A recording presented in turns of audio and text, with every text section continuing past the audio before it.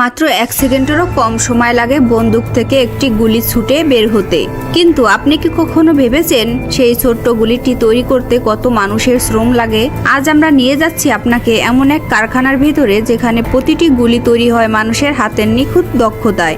আজকের পর্বে আমরা দেখব কিভাবে পাকিস্তানের সাধারণ কারখানাগুলোতে ধাপে ধাপে তৈরি হয় আধুনিক বুলেট। চলুন প্রবেশ করি এমন এক জগতে যেখানে ধাতুর ছোট টুকরো ধীরে ধীরে রূপ নেয় শক্তিশালী গুলিতে। সবকিছু শুরু হয় একটি সাধারণ ধাতব পাত থেকে। এই পাত সাধারণত তৈরি হয় পিতল বা তামার মিশ্রণে, কারণ এই ধাতুগুলো শক্ত হলেও নমনীয়। কারখানার বিশাল মেশিনের সামনে যখন এই ধাতুর পাত রাখা হয় তখনই শুরু হয় গুলির জন্মযাত্রা। একটি শক্তিশালী প্যাঞ্চিং মেশিন প্রচণ্ড চাপ দিয়ে ধাতব পাত থেকে ছোট ছোট গোল চাকতি কেটে বের করে। এই চাকতিগুলো দেখতে অনেকটা পিতলের কয়েনের মতো লাগে, কিন্তু এই ছোট চাকতিগুলো একসময় পরিণত হয় বুলেটের বাইরের খোলসে। এই চাকতিগুলো এরপর চলে যায় হাইড্রোলিক প্রেস মেশিনে।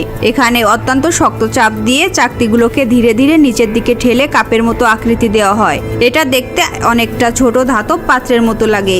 এই ধাপে ধাতুকে বারবার চাপ দেওয়ার কারণে ধাতু শক্ত হয়ে যায়, আর শক্ত ধাতু বুলেটের জন্য বিপজ্জনক হতে পারে, কারণ ফায়ারিং এর সময় খোলস ফেটে যেতে পারে। ধাতুকে নমনীয় করার জন্য ব্যবহার করা হয় একটি গুরুত্বপূর্ণ প্রক্রিয়া। এই প্রক্রিয়ার নাম অ্যানিলিং। এই ধাপে খোলসগুলোকে উচ্চ তাপমাত্রায় গরম করা হয়। তাপের কারণে ধাতুর ভেতরের গঠন পরিবর্তন হয়, ফলে ধাতু আবার নমনীয় হয়ে ওঠে এবং শক্তিশালী চাপ সহ্য করতে পারে। এই ধাপটি পুরো প্রক্রিয়ার অন্যতম গুরুত্বপূর্ণ অংশ। গরম করার পর খোলসগুলোকে অ্যাসিডিক দ্রব্যে ধোয়া হয়।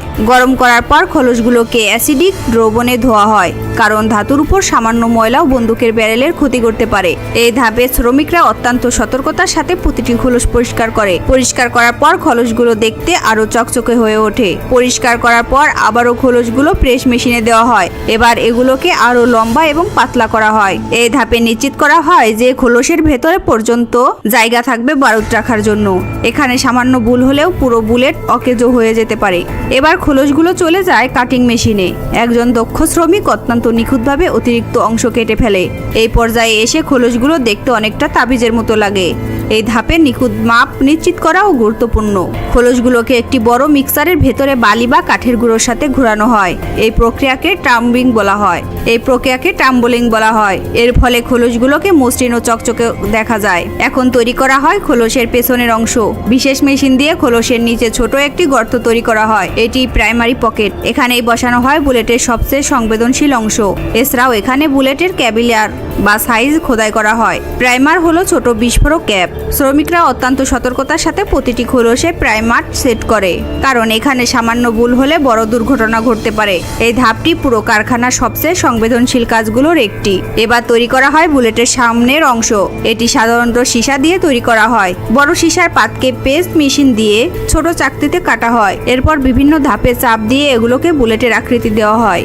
বুলেটের মাথাগুলোকে ডিটারজেন্ট ও অ্যাসিড দিয়ে ধোয়া হয়। এরপর আবার টালম্বিং করে চকচকে করা হয়। এই ধাপ বুলেটের পারফরমেন্স বাড়ায়। এখন শুরু হয় অত্যন্ত গুরুত্বপূর্ণ ধাপ। প্রতিটি খোলসের ভেতরে নির্দিষ্ট পরিমাণ বারুদ ভরা হয়। এই কাজ অত্যন্ত ধৈর্যের সাথে করতে হয়, কারণ বারুদের পরিমাণ কম বা বেশি হলে বুলেট বিপজ্জনক হয়ে উঠতে পারে। বারুদ ভর্তি খোলসের উপর বসানো হয় বুলেটের মাথা। হ্যান্ড পেস্ট মেশিন দিয়ে প্রচণ্ড চাপ দিয়ে এটিকে বায়ুরোধী করা হয়। এই ধাপটি সঠিকভাবে না হলে আদ্রতা ঢুকে বারুদ নষ্ট হয়ে যেতে পারে। একটি বুলেট তৈরি করতে অনেক শ্রমিকের ঘন্টার পর ঘন্টা পরিশ্রম লাগে। প্রতিটি ধাপে নিখুঁতভাবে নিশ্চিত করা হয়, কারণ মাত্র 1 মিলিমিটারের ভুল একটি বন্দুককে অকেজো করে দিতে পারে। সব ধাপ শেষ হলে বুলেটগুলো প্যাকেজিং করা হয়। এরপর এগুলো বাজারে পাঠানো হয়। একটি ছোট ধাতুর টুকরো ধাপে ধাপে পরিণত হয় শক্তিশালী গুলিতে। যখন বন্দুকের ফায়ারিং পিন প্রাইমারে আঘাত করে তখন একটি ছোট আগুন তৈরি হয়। এই আগুন বারুদ জ্বালিয়ে প্রচণ্ড চাপ তৈরি করে, আর সেই চাপেই বুলেট বের হয়ে যায়। একটি গুলি মাত্র কয়েক সেকেন্ডের মধ্যেই তার কাজ শেষ করে ফেলে, কিন্তু সেই গুলির পেছনে লুকিয়ে থাকে অসংখ্য মানুষের শ্রম, দক্ষতা আর নিখুঁত হিসাব। এই কারখানাগুলো শুধু ধাতু গড়ে না, গড়ে তোলে প্রযুক্তি আর মানুষের দক্ষতার এক অসাধারণ উদাহরণ। আপনি যদি এমন প্রযুক্তি ও কারখানার ভেতরের গল্প জানতে ভালোবাসেন তাহলে ভিডিওটি লাইক করুন, চ্যানেলটি সাবস্ক্রাইব করুন আর কমেন্টে জানান আপনি পরবর্তী ভিডিওটিতে কোন বিষয় দেখতে চান।